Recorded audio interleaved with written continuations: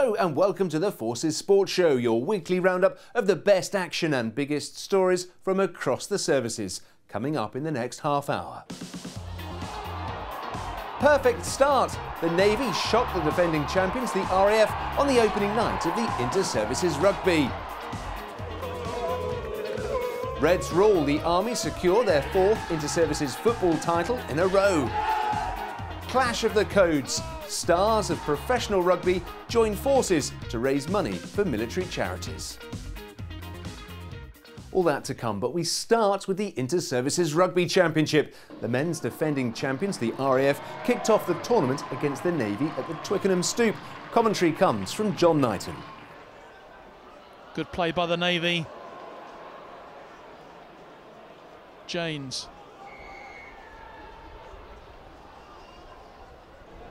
And this time Rees steadies himself, steps up, and that is safely over, and the Navy have a 3-point lead.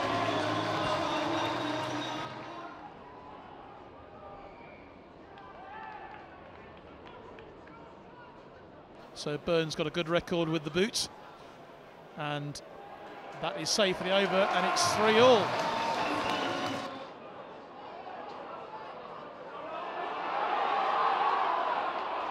Chance for the Navy, and they're going to be over. Oh, it's just brought to ground just before the line. Desperate defence now for the RAF, and that is over. Is it? No, it's just short still.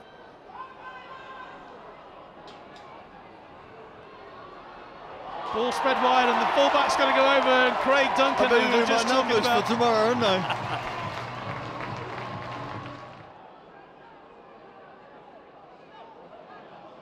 Here come the RAF once again, another drive for the line. That's McNally in there, using all his skill and experience to set things up. They're really close to that line now, but the Navy piling in to defend.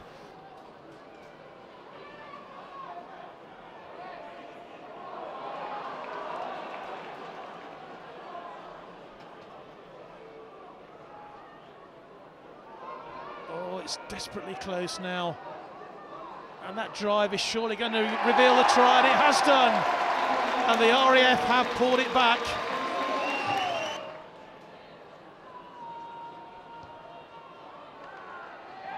And the kick is good from Gareth Rees, and the Navy return to their lead by 3 points, 13 points to 10 here.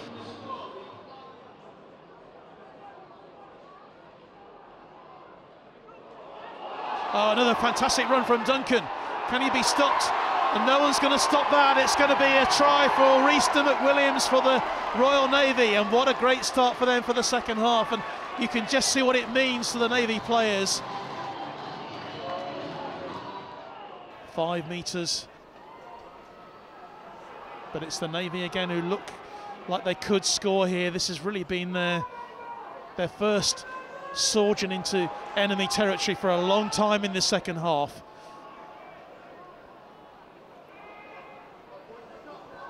Oh, that's great play, and that's going to be the try. And they are over, and it's Nate Huntley. I think it was a bit of magic from the maestro there. Wow. Yeah. Scotty, what a start. Oh, unbelievable start. We knew coming into the game exactly what the RAF would bring. We've worked really, really hard since the Marine National game. And yeah, it's an unbelievable start. So just focus, we'll enjoy tonight, focus on the next 3 weeks, and hopefully we can do it again in 3 weeks' time. Again, the RAF got a width compared to the Navy. However, it's a great break from 6. They've got their first one, and that's a great start for them. It's Charlie Murray who's gone over for the RAF. Lovely kick forward. Be challenged by the Navy. Oh, beautifully picked up. That is a lovely try from Danielle Scarr, and this really is a superb start for the RAF.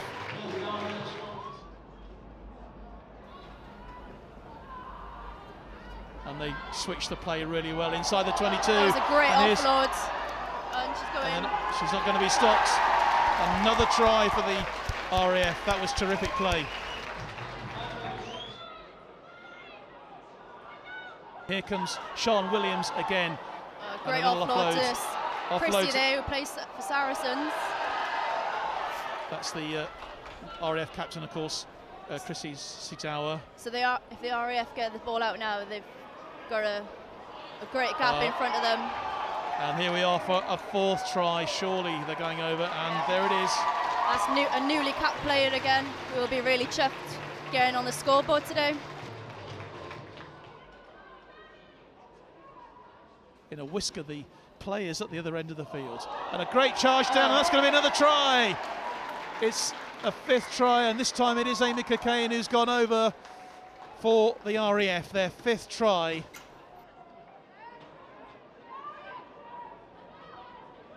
Will he bring it back for the penalty? Charlie Murray, there she goes again. Great interception.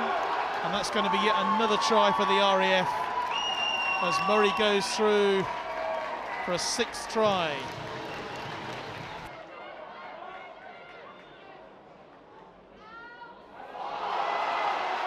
And here we go again, another try coming up for the RAF, and it's beautifully taken.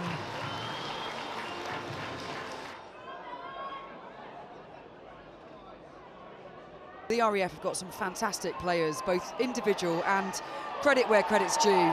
The team have some fantastic skill amongst them. And play. There's a prime example of fantastic teamwork between the RAF players.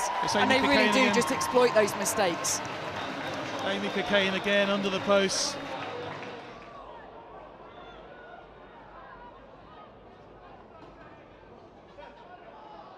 I think those recent tries have allowed the RAF to get their heads back up, and they're playing some fantastic rugby here. The hands and the champagne rugby is really flowing now.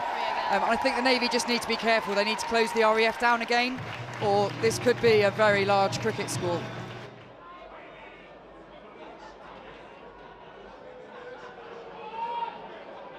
And surely it's only a matter of time now before they go over for that try. And it is Emma Tadman going over for the 10th try for the RAF.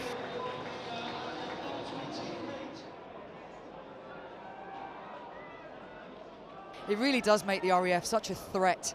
Any mistakes from the Navy, they're able to capitalise on, and another try-scoring opportunity for them. And Charlie Murray again has already got a hat-trick, but she's been held just short. She's still driving through, and I think she's made the try. Charlie Murray, what a brilliant effort there, right at the end of this game. We want to make inter-services a competitive event, and you know, we'll take on the Army in a few weeks' time at Kingsholm. But again, what a great venue to do it. It means an awful lot, not just the men, of course, but the women as well, that you're playing at facilities like this, you know, renowned grounds up and down the country. Yeah, not just that thousands of people want to come and see servicemen and women play rugby. You know, it's an absolute honour to play in stadiums like this, and yeah, we look forward to it a few weeks' time. The Army's men have been crowned Inter-Services football champions for the 4th year in a row. A feisty 1-1 draw with the Royal Navy at Yeovil clinched the title as they followed up their victory against the RAF earlier in the competition. A minute's silence preceded this Inter-Services showdown in memory of former Army player Sergeant Rennie Regis. Regis was a respected player at forces level, also representing the UK Armed Forces team and the St Lucian national side. With play underway, the Army enjoyed a dream start, taking the lead with barely a minute on the clock. A long ball from the back and some neat interplay between Adam Wakely and Dan Stoneman resulted in the latter sliding home the game's opening goal. Having leaked 11 goals against the Army in their previous 2 meetings, the Navy responded well. Stoneman was guilty of giving away a needless free kick as he brought down Mike Smith. It was a challenge that earned the Royal Engineer a booking. Worse was to follow. From the resulting free kick, Andy Todd was on target, heading past the stranded Army keeper Luke Kearney to level the scores after just 20 minutes.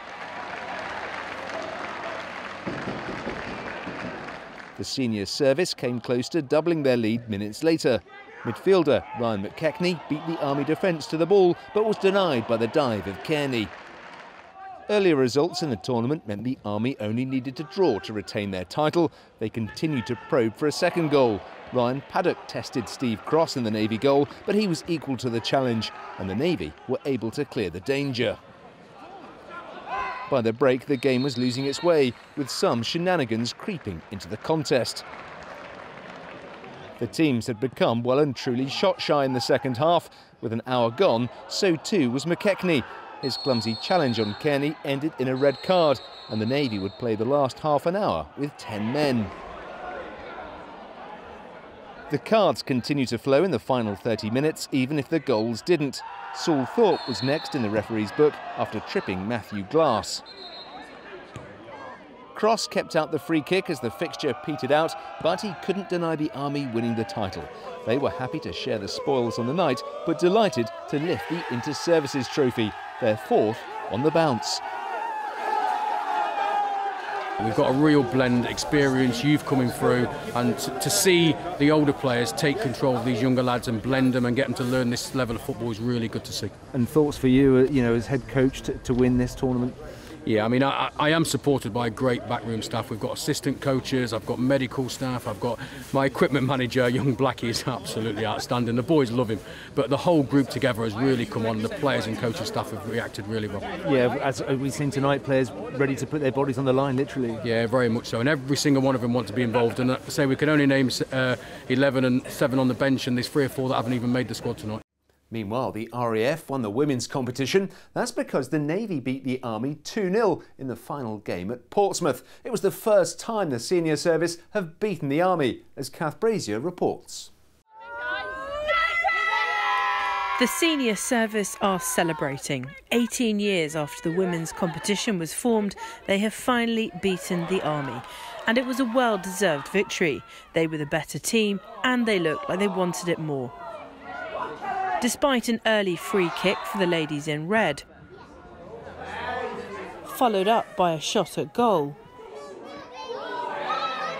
It was when Navy skipper Nat Bannister showed what she's capable of that her team really pushed on. Only moments later, and fed well by Cara Boylan, a strike from multiple sportswoman Antea captain, followed up by Rosie McDonnell into goal, got the Navy on the scoreboard first, and they didn't look back. In defence, they were sturdy like a wall. In attack, they were organised and determined.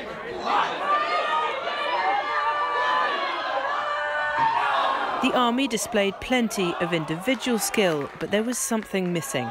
Caught quite a few times offside, including once when they'd actually found the back of the net, seemed to epitomise their bad run.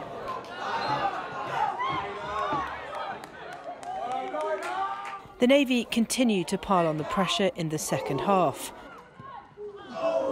Kate Bowden doubling their lead with a beautiful chip over the Army keeper.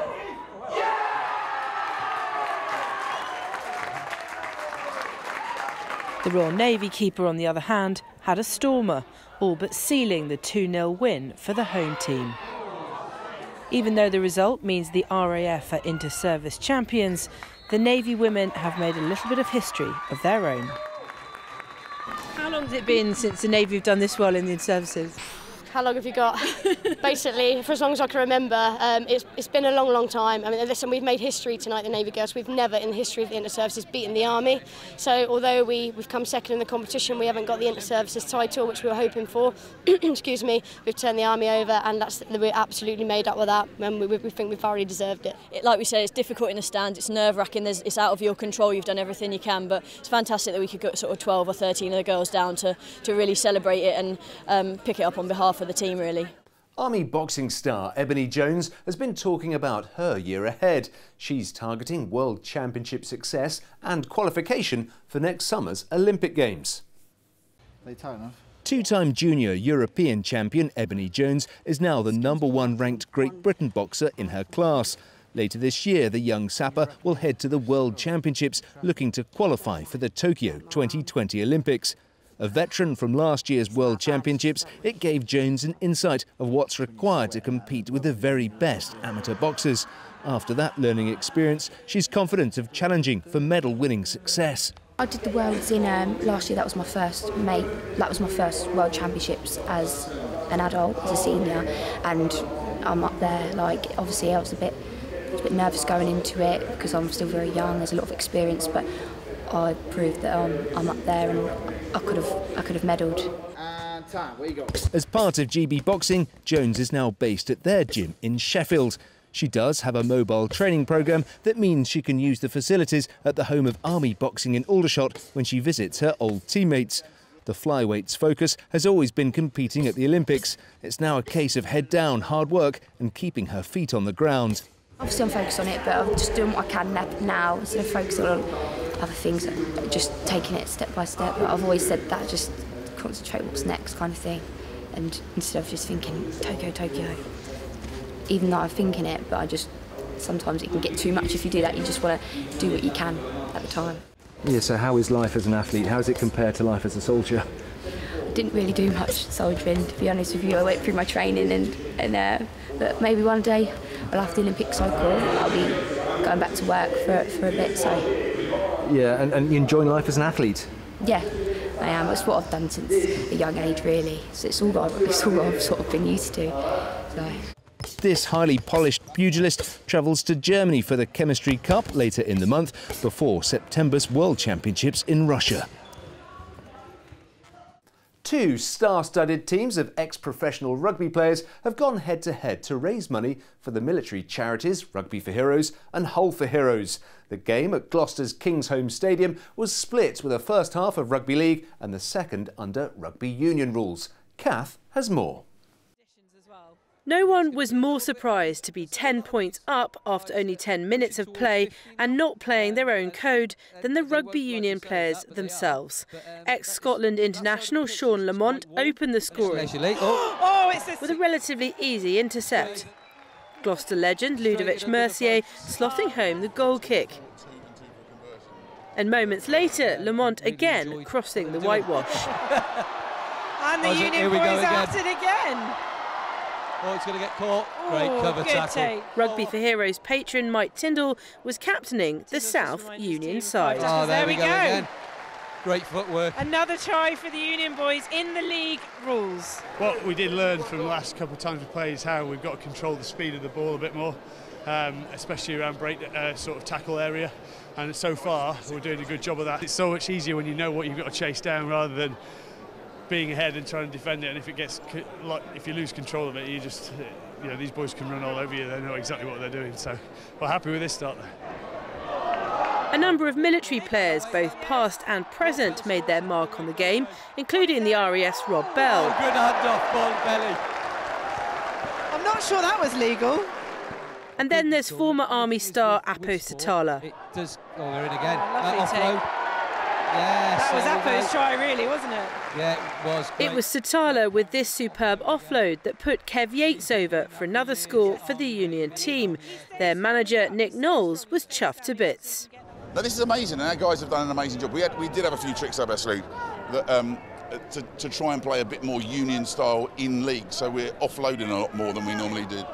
Instead of trying to play league, which we're not actually any. Oh, he choked! Oh, he's in again! Tina's Delport with a try. On the two previous occasions that this hybrid match has been contested, the league boys have come out on top. A 49-41 win at Kingsholm in 2016 and a narrow 28-26 victory in Hull last June. Traditionally, each code has won their half by more than 20 points, but this game completely bucked that trend. The league side scored a couple of tries of their own in the first half, but they were 22-8 down at half-time. the juggle. Playing under union rules for the second half, Lamont completed his hat-trick, and the scoring continued for both sides, but the league boys couldn't catch up. Team Union taking the spoils for the first time with a 48-34 win. Try scorer and former South Africa international Tina's Delport is an ambassador for Rugby for Heroes. We played really well. I think the first half really pulled us through when we played the league section, and very proud of the boys where they stuck to the structures in defence. They didn't get rattled, and we actually, we won that first half in terms of league, so put us in a real good footing for the second half. Oh, Keith, that's some pace. The competitive edge then never leaves you, and it's clear how much this group of ex-professionals enjoy competing for what is now becoming a highly coveted cup. It's another reason to stay in shape, as if they need one, putting their bodies on the line for the charities they believe in. That's the Union boys finishing off in style.